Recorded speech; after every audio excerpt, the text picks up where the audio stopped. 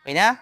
So for today's video guys, tayo naman ay magpipintura ngayon ng blackboard kasi malapit na ang Brigada Eskwela, so kailangan na natin mag-utay. So first thing na kailangan natin gawin ay pahira natin guys ng sulignum, anti-anay. Upang nang sa ganon, tumibay ang ating pisara. Okay? Ang problema natin, wala tayong lalagyan.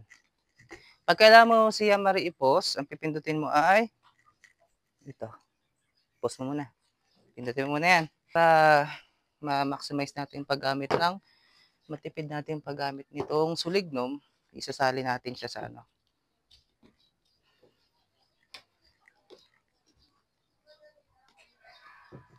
Hindi siya mabuksan guys, kailangan natin ng pambukas. Pause mo ulit. Kailangan natin butasin para makapagsalin tayo ng anti-anay. So ito yung anti-anay para maging effective yung pagpahid natin ng sulignum. Wait lang ha.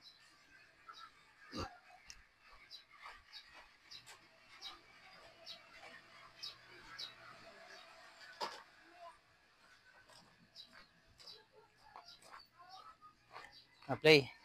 So guys, ito na. Gamit tayo ng paintbrush para yan, kailangan nating pahiran to. Guys, ang binili ko nga palang anti-anay ay clear.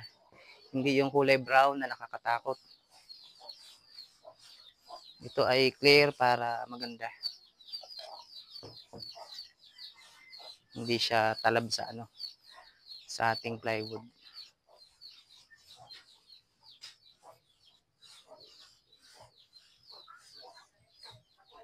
So, ito na po, pinapahiran na natin.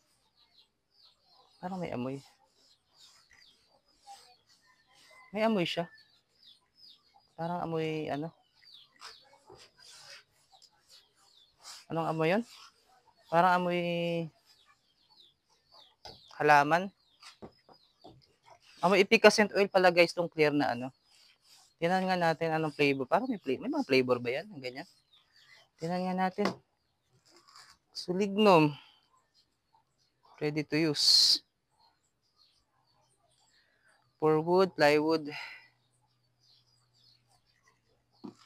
So guys, 600 din guys ang bili ko. Oh, mahal-mahal din pala yan. So thank you nga pala doon sa mga parents na nag-ambag. Hindi naman ambag. Nag-pledge or nag-donate ng pambili ng ating bagong blackboard for this coming school year 2025-2026. Kasi talagang hindi na pwedeng pagtiyagaan yung aming blackboard. Bukod sa ito ay sobrang luma na, ang pangit na niyang sulatan. Dahil last year pa yun ganun eh. Tapos nagpalit pa kami ng bukas sa kabila. Nagpalit kami ng bubong, nabasa pa siya ng ulan. Sa kabila, nabasa pa siya ng ulan, lalong na ano. So yung kahoy na gagamitin natin sa materials na to guys, sa paggagawa ng blackboard, ay atin ding papahiran nitong sulignum para safe talaga siya sa anay. Ano?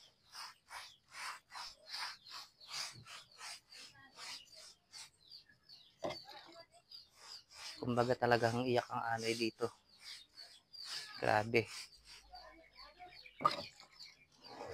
Parang sakto lang guys ang bili ko eh. Hindi ko alam kung dapat kabilaan ba ang paglalagay.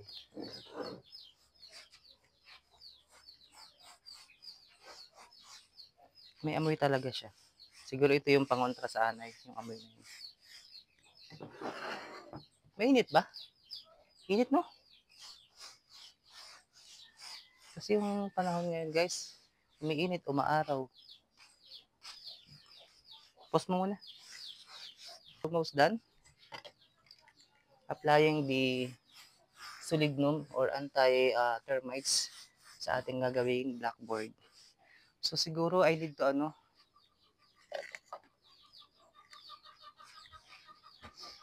kailangan nating baliktarin. Wait lang.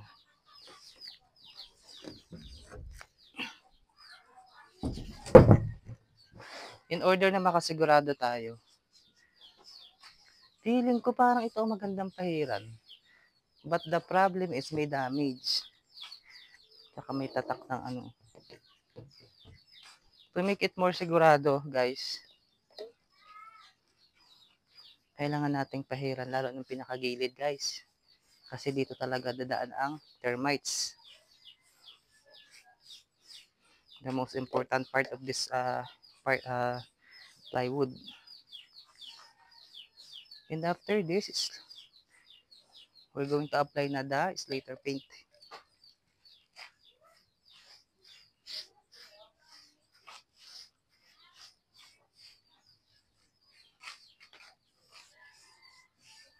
Yan. Super init, guys. Talaga naman. Kumusta naman ang bakasyon mo? Na-enjoy mo naman? Saan ka ba nagbakasyon? Ang Burao? Saan pa? Abra de Ilog? Where else? Wala na yun lang. And then, ano yung mga activities na ginawa mo during vacation?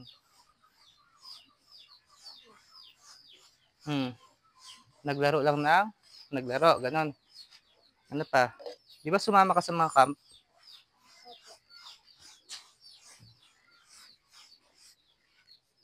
So guys, ito, sinigurado ko na guys. Kabilaan na guys talaga yung ginawa ko para matibay talaga. Dahil ka nakapula, kahapon pula rin suot mo. Dahil ka nakapula. Kahapon pula rin ha, sa video ha. Videoin mo nga yun. Tuplado.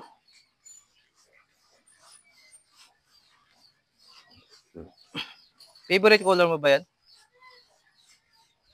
So guys, marine nga pala binili natin plywood dahil matibay ang marine. Ito nga yata ang ginagamit sa bangka eh.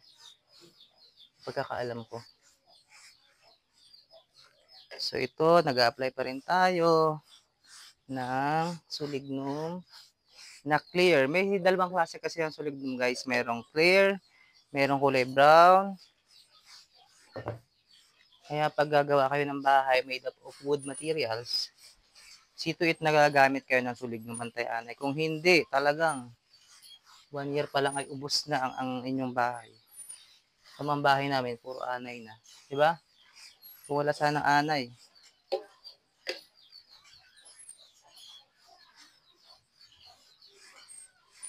Antay-anay. Ano ba date ngayon? Ha? May 22. Birthday ni Lola Nining. Anong regalo mo siya, Marie, kay Lola Nining? Binati mo naman. Batiin mo uli ngayon. Diyan sa video. Happy birthday, Lola. Ano ang birthday wish mo kay Lola Nining? Sana ay mabuhay ka lang matagal. yun, ano pa? Ha? I-bless pa ni Lord. I-bless pa ni Lord. Ng maraming bagay. Okay, sabihin mo once again. Happy birthday po, Lola. Happy birthday po, Lola. Okay.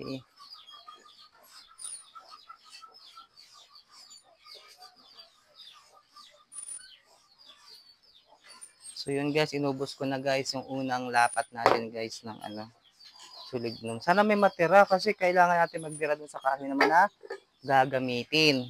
Okay? So kailangan na nating ibaba to. Temporarily ay ating isasandig. Huwag naman dito sa motor ko ba magasgas. Yan na lang alam. Okay guys, nandito naman tayo sa pangalawang plywood na atin pong gagamitin sa ating pisara. Bagong pisara. Guys, kailangan muna nating walisan yung area natin kasi alam mo naman napakadumi.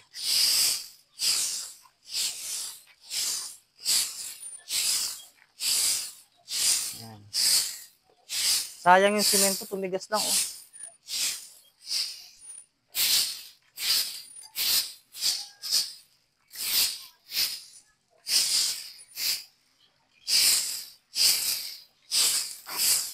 Sayang ang simento.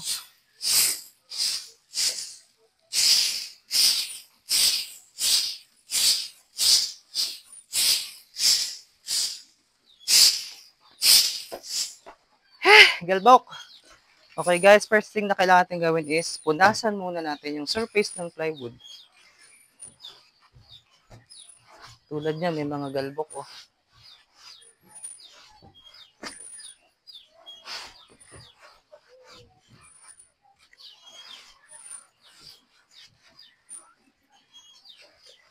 Parang kukulangin guys yung ating sulig nun.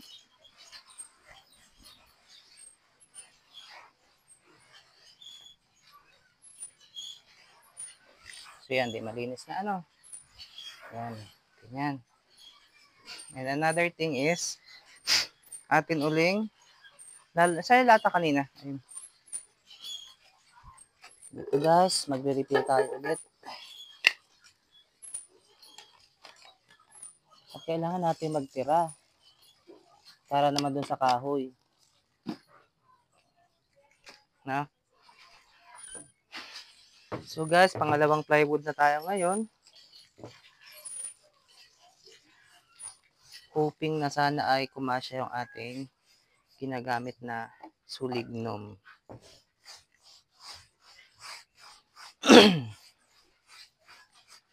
Siya, anong grade mo na pala pagpasok?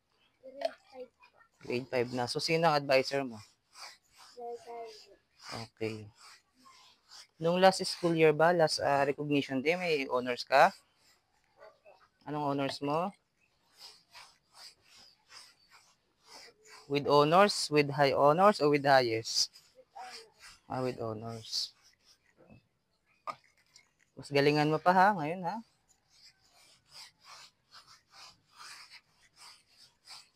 Para matuwa si mama mo sa iyo. Lalong sisipagan si mama mo. So guys, nag-uutay na ako ngayon brigada. Para sa brigada eskwela ay okay na. Hindi tayo kagkag sa akatatrabaho. Na para bang nagmamadali tayo tapos kinalunisan, pasukan, pagod na pagod. Walang pahinga, 'di ba? Papatay pa tayo ng uniform. For sure, may monitoring yan.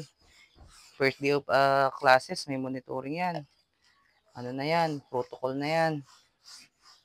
Things that we need to prepare. Taon-taon naman na yan ganyan. For 8 years in service, alam ko na mga kaganapan pag mga unang araw ng pasukan. Hindi na natin kailangan mga paano. Hoping na kumasya to guys talaga. Grabe pala magsipsip to ng ano.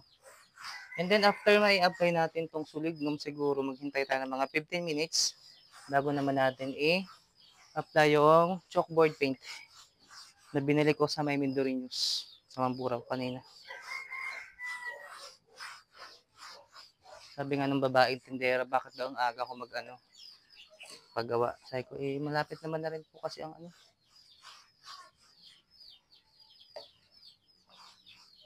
brigada eskwela.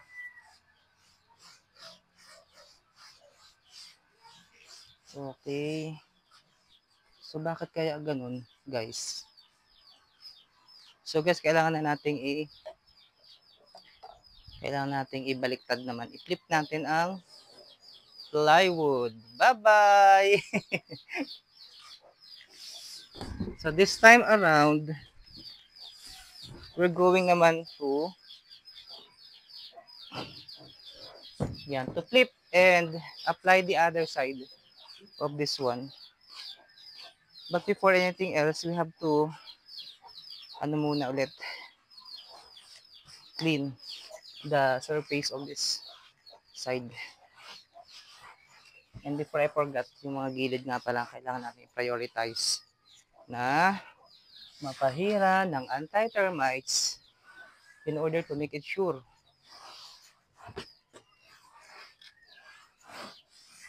ng blackboard na ito would last long. Would last for a long term. Kasi pag termites ang dumali talaga guys, alam niyo naman, walang pinipiling panahon yan. Baka nga 1 month pa lang, dinali na yung plywood mo. Wala na, sayang effort sa pagpapagawa ng chalkboard.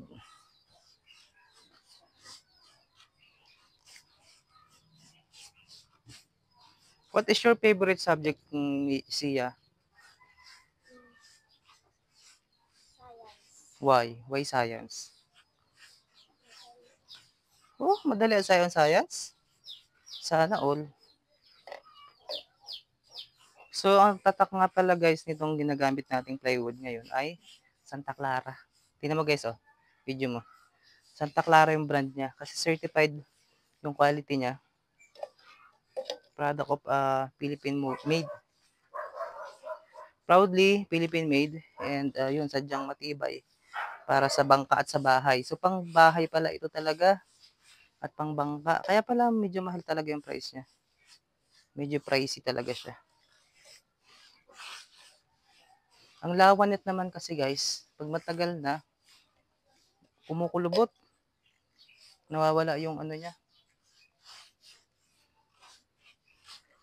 Okay guys, dyan na lang po muna. And then mamaya, mapakita naman namin kung paano i-apply yung Slater paint, yung chalkboard paint. Bye guys for now.